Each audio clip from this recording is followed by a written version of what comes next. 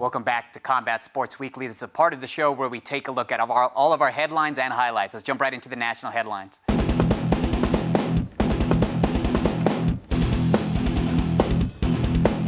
Floyd Mayweather announced on all the social media outlets that he will be fighting Andre Berto September 12th live from Las Vegas. I don't know what you guys think about this fight. This fight just has me a little dumbfounded. Floyd Mayweather is already a 50-1 favorite. Andre Berto a 16-1 underdog in the fight that is Floyd Mayweather's last on his 6-fight Showtime CBS contract. This fight, you might be disappointed, will be on pay-per-view. There was rumors it would air on CBS, but that is not the case. So Floyd Mayweather, Andre Berto going down September 12th.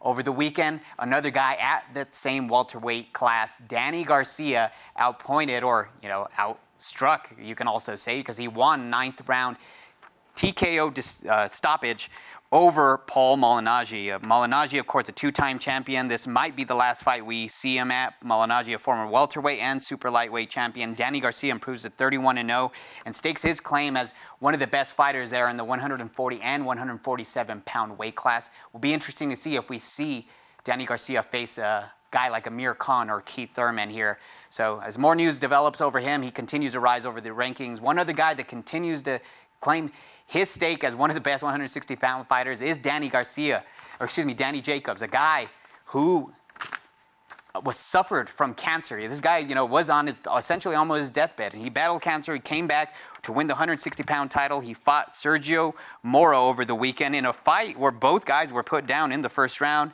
It was until a right ankle, just freak injury to Moro took place that forced him out of the fight. We, of course, will have more highlights of that specific contest. You guys will also see the injury that unfortunately had Mora pull out of that fight in the second round.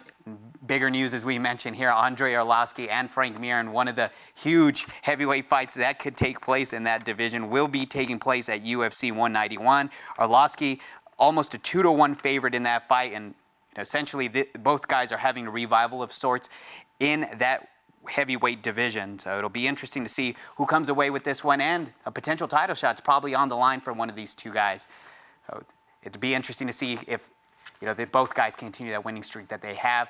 More news, this is more rumors than actual news, is Carlos Condit and Robbie Lawler. This fight has been rumored to be taking place, or to be potentially taking place for quite some time. Is rumored to take place at, maybe Australia, Melbourne, Australia, between the two guys. Carlos Condit, of course, coming off a victory, just a destruction of Tagovailoa, and Lawler over Rory McDonald. So another Albuquerque guy that can potentially get a title shot. Of course, a little reminder here, John Dodson will be fighting for the 125-pound title in September. More local news, Diego Sanchez, a guy who's essentially gave this renaissance or this revival to MMA and combat sports in this area, will be facing Ricardo Lamas in Monterrey, Mexico on November 21st. This will be Sanchez's debut at featherweight. This fight will take place under the Matt Brown, Kevin Gastelum card that will take place there in Monterrey. The first card to actually take place there. Lamas coming off an April loss to Chad Mendes, while Sanchez hasn't fought his controversial victory here in Albuquerque over Ross Pearson last summer. So a couple of local guys hoping to make it up the ranks at the 145 and 170-pound ranks respectively. That's it for the national news. Let's jump into the local news.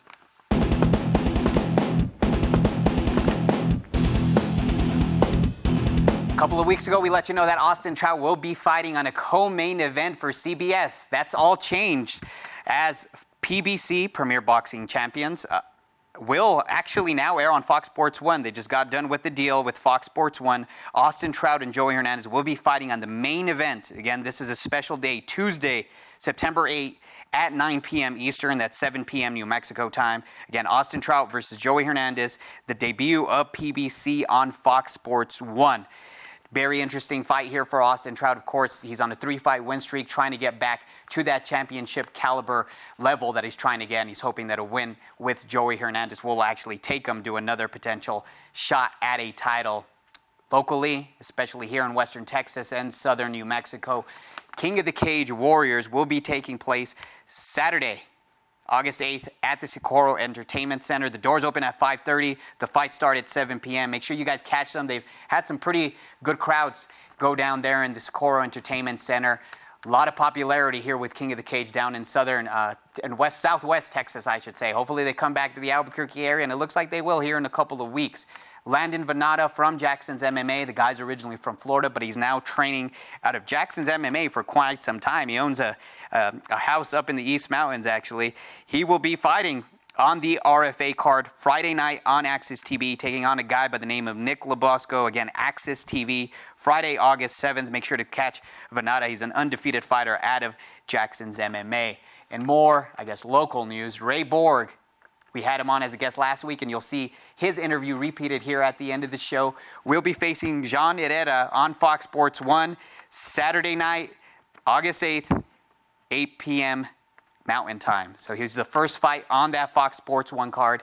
Make sure you guys check him out. Potentially a guy that can continue going up those UFC flyweight rankings right now at number 14. A guy that has suffered just a little bit from a loss that took place this weekend. Josh Torres has lost his WBC USMBC title. That fight against Las Vegas's Cameron Creel took place in Grants, New Mexico.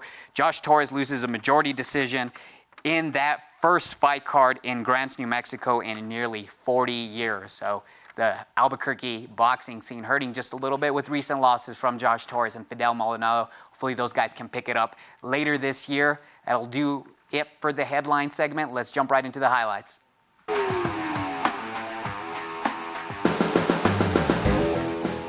Ronda Rousey, Bench Correia, Brazil.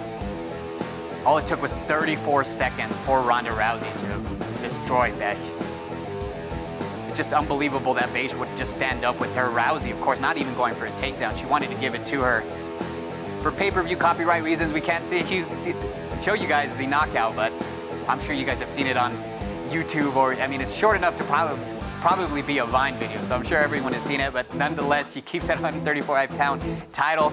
Here it is, Danny Garcia's debut at welterweight, a PBC on CBS this Saturday, or PBC on NBC, I should say. Just overwhelming Paul Malignaggi. Look at these strikes. They're just too precise. Malignaggi, you know, maybe when he was a little younger in his prime may have given him a better competition, but Malignaggi, this is likely his last fight before he retires. But Danny Garcia improves to 31-0, continues his claim as one of the best fighters in the world. You have Danny Jacobs against Sergio Mora. Here's the first round I was telling you guys about. Look at that right hook that Danny Jacobs is able to floor Mora with. Mora strike, shaking a little bit, and comes right back up as soon as he's dropped. Comes back with that sneaky left hook. There's that freak injury in the second round.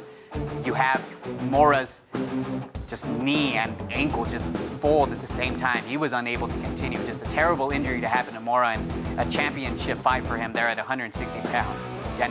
Danny Jacobs come away with the victory. Here's some footage courtesy of CageMinds.com. Thank you, Micah Frankel, for these highlights. Josh Torres and Cameron Creel. Creel was just beautiful with the jab and able to set up specific combinations. Josh Torres wasn't able to excel in some of the head movement that he tends to be good at, especially in recent fights. But Cameron Creel coming from Las Vegas and giving to him. Here's the exchange that ended the fight. Just a tremendous bout between the two. Cameron Creel claims that WBC USMBC title. Look at this knockout. All the way from New Zealand, we pulled these highlights. Izu Gono knocks out Will Quarry in New Zealand. Look at that.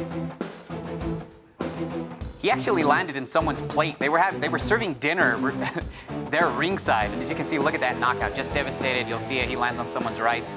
Right there. Devastating knockout. Just unbelievable power that some of those heavyweights, some of the guys in the higher weight class have.